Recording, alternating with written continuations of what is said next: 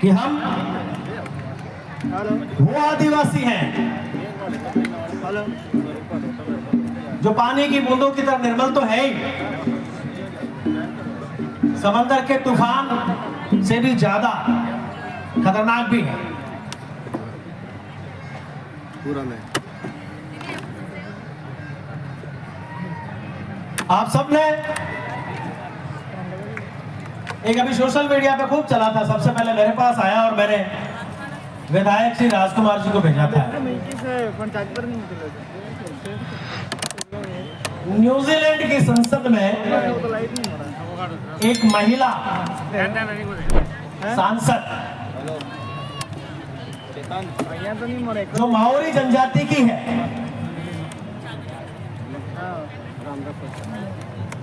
उस जनजाति की जो परंपरागत युद्ध में जाने वाली या किसी को ललकारने वाला जो सिंबॉलिक जो भाषा होती है, उस भाषा में संसद में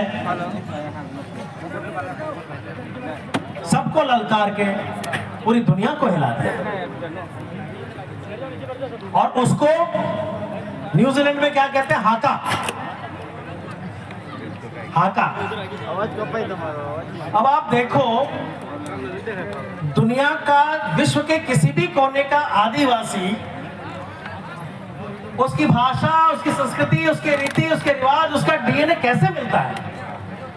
हमारे यहाँ भी हाका ही कहते हैं ना। जोर से चिल्ला के किसी को बोलता है तो नहीं कहते हाका कर रहा है। और पुराने जमाने में जब शिकार खेलने जाते थे उसको भी हाका ही कहते थे। तो अब न्यूजीलैंड के हाका में और हमारे हाका में क्या फर्क है? कोई फर्क नहीं है। मैं बात ये इसलिए बता रहा हूं आपको कि हम जो आदिवासी एकता परिषद के माध्यम से हर साल अलग अलग स्टेट में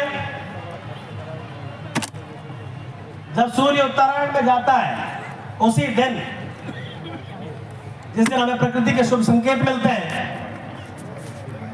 सांस्कृतिक एकता महासम्मेलन आयोजित करते हैं। तो ये हमारा एक हाका ही है। और मैं आपसे आह्वान करना चाहता हूं कि ये हाका बंद नहीं होना चाहिए, कम नहीं होना चाहिए। कल अध्यक्ष मंडल की बैठक में हमने ये निर्णय ले लिया है कि हम पूरे देश में जाएंगे और हमने आदिवासी एकता परिषद को 6 जोन में बांट दिया है। हर जोन में जाएंगे। क्यों? क्योंकि हमें पूरे भारत में हर आदिवासी के दिल तक वो हाका पहुंचाना है और इसमें हम सफल भी होते जा रहे हैं।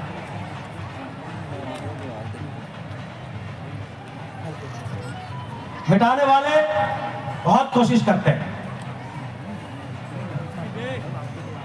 लेकिन हमारी फितरत ही ऐसी है कि कोई लाख जतन कर ले, लेकिन जिस तरह से न्यूजीलैंड में उनको ब्लैक पर्ल कहते हैं, उस तरह से हम ब्लैक स्टोन है, काला पत्थर है, जो सबसे ज्यादा स्ट्रांग है, जिसमें मैंगनीज और आयरन का जो गुण आता है ना, वो है। हम मिटने वाले नहीं है। जैसे आप यहाँ से घुसे होंगे हाईवे से, एक शहर आता है भिलाड़, आप सबने किसी ने नोट किया होगा, भिलाड़ आता है। भले उस शहर से भील मिट गए होंगे, भील कहीं से चले गए होंगे, लेकिन वो भिलाड़ तो आज भी वहीं खड़ा है ना।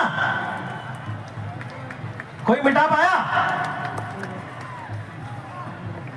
इसलिए नहीं मिटा पाए कि हम किताबों में नहीं हैं, हम ग्रंथों में नहीं हैं, प्रकृति में है। हमारे पुरखों की जो वाणी है वो आसमान में है, बादलों में है, नदियों में है, पहाड़ों में है, पर्वतों में है। उसको तुम पकड़ नहीं पाओगे, चाहे कितनी भी कोशिश करो। तो आदिवासी एकता परिषद ने यही मुहिम रखी है।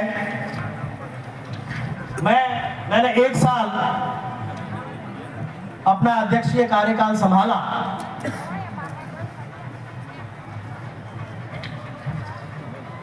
पहले मैं सामान्य कार्यकर्ता था, फिर अध्यक्षीय कार्यकाल संभाला, तो मुझे वाकई लगा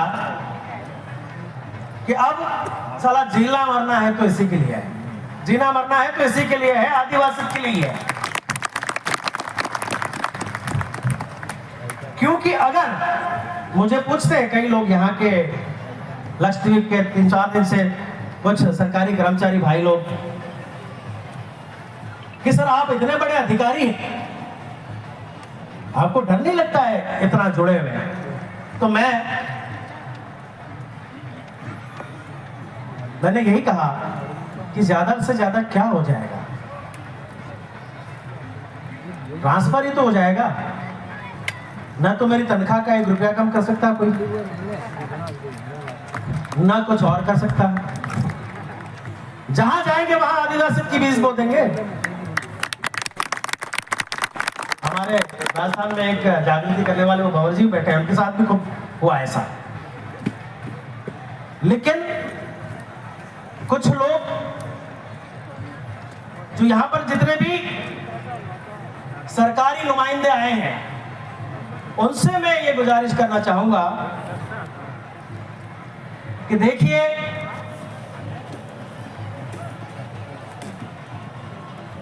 एक अफसर के नाते,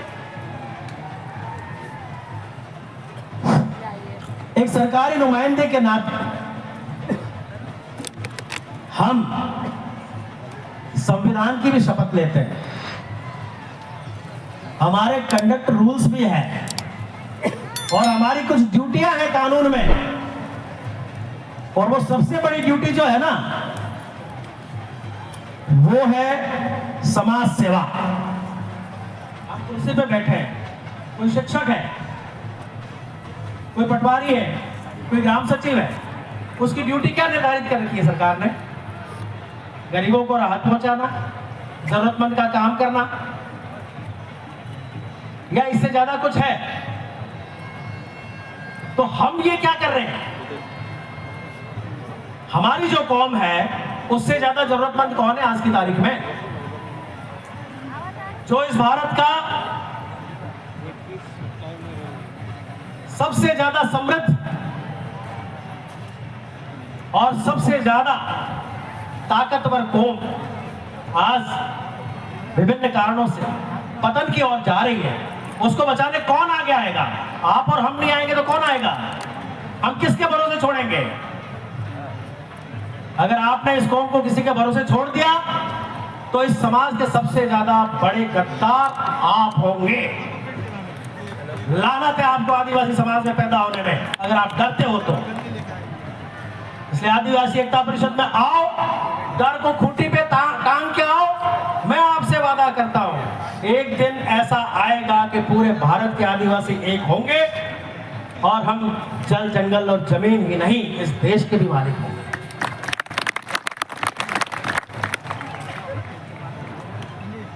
गोसा पेंटर ने पीछे पेंटिंग बनाई है,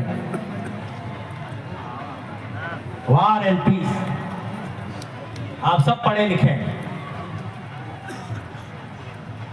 लियो टॉल्स्टॉय की किताब भी है वार एंड पीस। अमेरिका के नेटिव ट्राइबल को दिखाया है, इंडिजिनियस को दिखाया है। विश्व में आदिवासियों की समस्या सेम है। आज एक तस्वीर वायरल हुई थी, एक शेर एक पेड़ से लिपट के रो रहा है, उसकी आंखों में आंसू है। एक बेजुबान को जंगल कटने का इतना बड़ा दर्द है तो इंसान को क्यों नहीं है? इतना बड़ा निर्दयी इंसान कैसे हो गया?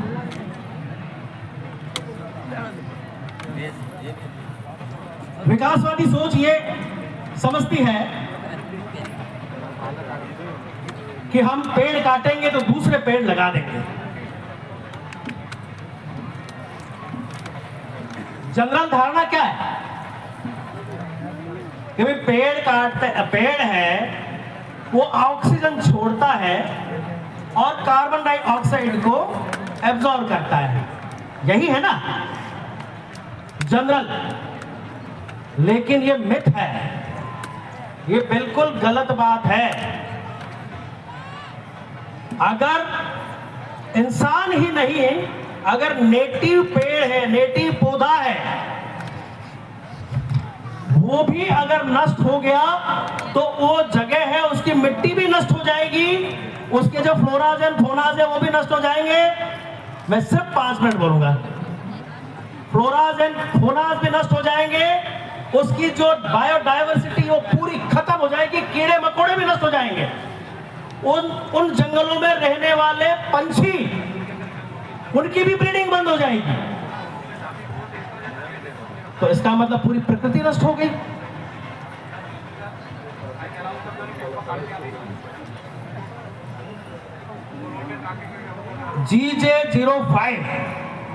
GJ05 BU4241 टेम्पो है।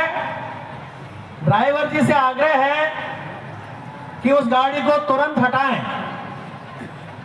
अगर मेरी आवाज सुन रहे हो तो तुरंत हटाएं। 4241 गाड़ी का नंबर है, टेम्पो। और स्वयंसेवक जो लगे हुए वॉलंटियर्स यहाँ के, वो उस गाड़ी को हटवाएं। तो मैं वही बात कर रहा था कि आप समस्या को पैदा करके फिर ये सोचते हो कि हम रिपेयर कर देंगे। आप बताओ, रिपेयर वाली चीज कहीं ज्यादा चलती है? बिल्कुल नहीं चलती रिपेयर वाली। तो हम ओरिजिनल और ओरिजिन को नष्ट कर रहे हैं। आदिवासी एकता परिषद का यही ध्येय है कि हमारा जो मूल परंपरा है, मूल सोच है, मूल मालिक है और मूल मिट्टी है, उसको बचाने के ध्येय में ये कारवा लेके हम निकले हैं। आपने हमारी धरती वंदना सुनी हो, सारे लोग खड़े थे, धरती वंदना सुनी। मुझे बताओ कितने लोगों के रोंगटे खड़े हुए धरती वंदना सुन के? हाथ खड़े करना अगर किसी के रोंगटे खड़े हुए होंगे तो। मूलतः मराठी में है, लेकिन हम राजस्थानी लोग जो मराठी नहीं समझते हैं, उनके भी हमारी धरती वंदना सुन के रोंगटे खड़े हो जाते हैं। बस इतनी सी ही अगर भक्ति कर लोगे आप जिसको भी मानते हो उसकी भक्ति करना, लेकिन ये हमारी धरती वंदना एक प्रार्थना और धरती मां की वंदना और उसको बचाने का संकल्प लेने की भक्ति कर लेना। मैं कहता हूं आपका जीवन सुधर जाएगा और आपकी पीढ़ियों का भी जीवन सुधर जाएगा। समय कम है, खुले सत्र में हमको बहुत सारे वक्ताओं को सुनना है। बाहर से भी मेहमान आए हैं। मेरा आग्रह रहेगा, हमारे आदिवासी एकता परिषद की कुछ मर्यादाएं हैं। हमारी विचारधारा में कुछ ऐसे विचार निहित है कि हम किसी का बुरा नहीं सोचते, हम सबका भला चाहने वाले हैं। जियो और जीने दो की विचारधारा वाले लोग हैं हम। ना हमारा कोई दुश्मन है, सब दोस्त है हमारे, क्योंकि हम प्रकृति को मानते हैं। प्रकृति अपने आप में सबको समाहित करती है, सबको, चाहे वो जहर वाला जीव हो या मीठा फल हो या दूध देने वाली गाय हो, सबको समाहित करती है प्रकृति अपने आप में।